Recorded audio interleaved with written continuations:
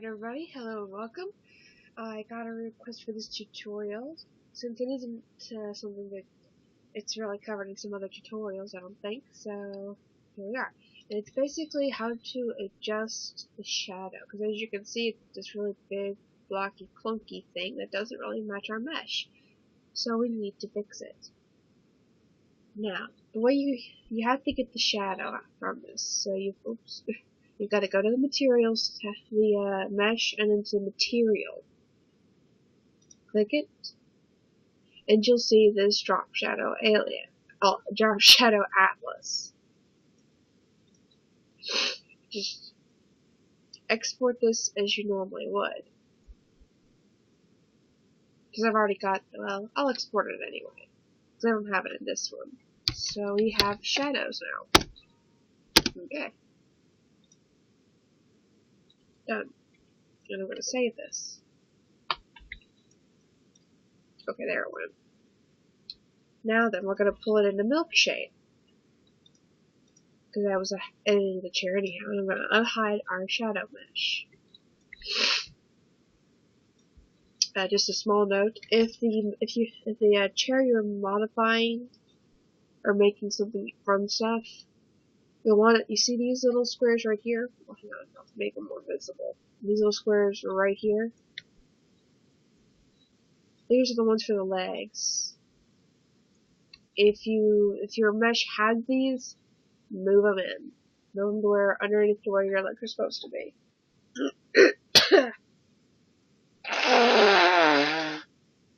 Sorry about that.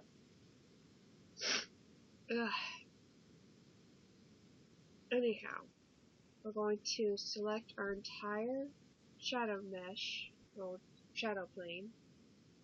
We're going to go to Materials, to New, None. So where'd you go, Shadows? We're going to select our shadows. Open.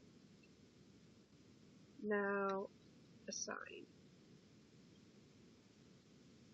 Can't really see it from how this plane is, but if you look at the other side, you can see here a little bit where it's changed. We need to fix this. We're going to go open up our coordinator and see here is where it sits. Huh. So that's where you are. But we don't need to have a dark square isn't very good for what we want, I don't think. Let's see. Yeah, I don't think so. So we're going to select just this one, and we're going to move it over. Yeah, this is the big one, I'm pretty sure. We're going to move it over to the light square. Because I think the dark one is a bit just too dark, especially when you've got something that's sort of high up off of the ground. And this is kind of high up to me. So unless you got a light directly above it, most of the ambient light's going to leave it with a soft shadow. So we move it over to light square. This one over here is for our legs because it's a circle. Okay? So we're not going to bother with it. We can leave it where it is. Now then, we save it, and then we export it.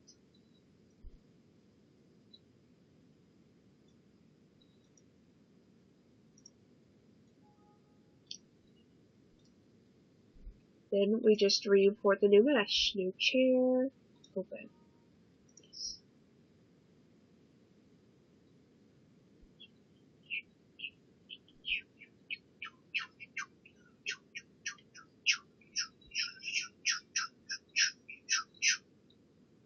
There we go, see? And now we have a lighter shadow. I need to bring it in though, I think. Yeah, I should bring it in a little bit. Now, let's see. Yeah, it needs to be probably just a smidgen. Oops. I'm just gonna move that in really quick.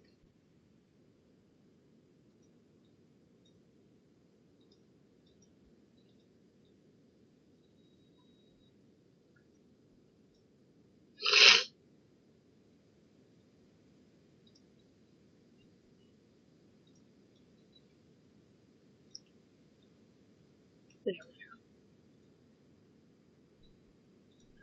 Since the shadow plane just has the shadow on it for a GBA map, you don't really have to worry about how it's going to look. It's going to look the same regardless.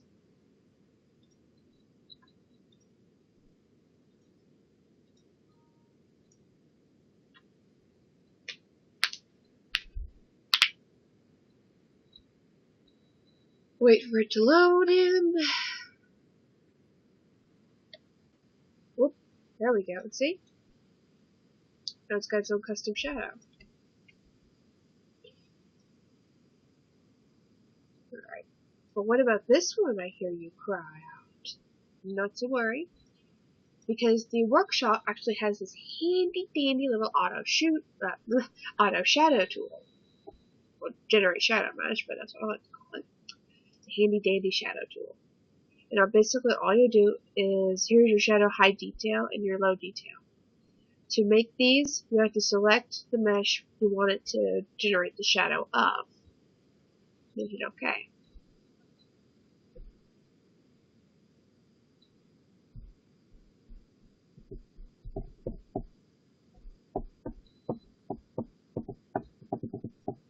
And bam!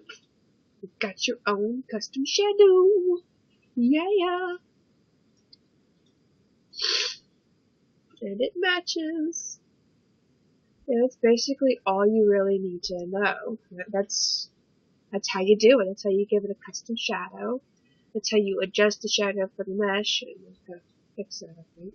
Yeah. Sorry, I've been trying to minimize the edges here, but they're being a jerk face. Anyway, I will see everybody later. I hope this has helped those that wanted to know how to adjust their shadows for their objects, so I will see you all later. TTFN!